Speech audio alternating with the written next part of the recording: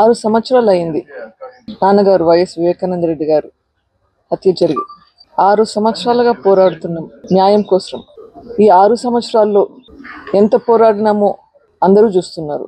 ఈరోజు చూస్తే పరిస్థితి ఒక్కరు తప్ప వీళ్ళు అందరూ బయట లక్షణంగా బ్రతుకుతున్నారు. అక్యూస్ అందరూ బయట ఉన్నారు. ఇన్వెస్టిగేషన్ ఆగిపోయింది. ట్రయల్ మొదలు పెట్టట్లేదు. న్యాయం వస్తుందా? దారుణమైన హత్య గురించి ఇంతగా పోరాడుతున్నాము.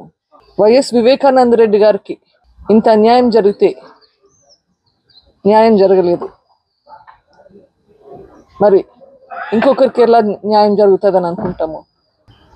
సపోర్ట్ అయితే ఇస్తాము అని చెప్పారు, కానీ ఎంత మటుకు చేయగలుగుతారు? ఇది స్టేట్ గవర్నమెంట్ పరిధిలో లేదు ప్రస్తుతానికి.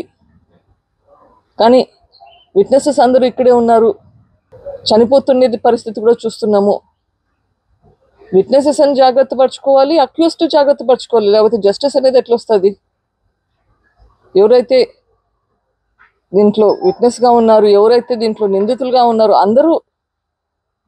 అందరి బాధ్యత ఇప్పుడు స్టేట్ గవర్నమెంట్ మీద ఉంది. వీళ్ళందరినీ జాగ్రత్తగా వాళ్ళ హెల్త్ సంగతి చూసుకోవాలి, వాళ్ళ సేఫ్టీ గురించి చూసుకోవాలి. సో లేకపోతే జస్టిస్ అనేదానికి న్యాయమే లేదు. అదే కాకుండా చాలామంది విట్నెసెస్ హోస్టైల్ అవుతున్నారు. విట్నెసెస్ మీద ప్రెషర్ పెడుతున్నారు, మీ స్టేట్మెంట్స్ వెనక్కి తీసుకోండి అని. అట్లాంటివి కూడా జరగకూడదు. ఇప్పటికి చాలా ఇన్సిడెంట్స్ జరిగినాయి, సస్పిషియస్ డెత్స్ ఉన్నాయి. అవన్నీ కూడా ఆగాలి. అవి ఎందుకైతున్నాయి? అబ్స్ట్రక్షన్, జస్టిస్ ప్రాసెస్లో ఈ అబ్స్ట్రక్షన్ అనేది జరగకూడదు. ఆ ప్రికాషన్స్ తీసుకునేదానికి we have to get support from the state government. లేదు, ఖచ్చితంగా కంటిన్యూ చేస్తాం. ఈ ప్రాసెస్లో అక్యూస్డ్ కంటే ఎవరైతే నిందితులు అని చెప్పబడ్డారో వాళ్ళకంటే ఎక్కువ శిక్ష మాకు, మా కుటుంబానికే ఎక్కువ పడుతున్నట్లుగా ఉంది. ఇది న్యాయం అసలు. కానీ ఖచ్చితంగా న్యాయం జరుగుతుందన్న నమ్మకం అయితే ఉంది. సిబిఐ వాళ్ళు మళ్ళీ ఇన్వెస్టిగేషన్ మొదలు పెడతారు అని అనుకుంటున్నాను. ఐఎమ్ హోపింగ్ కోర్టు వాళ్ళకి ఖచ్చితంగా ఇది చేస్తారని ఆశిస్తున్నాను. వాళ్ళని ప్రాధాన్యపడుతున్నాను.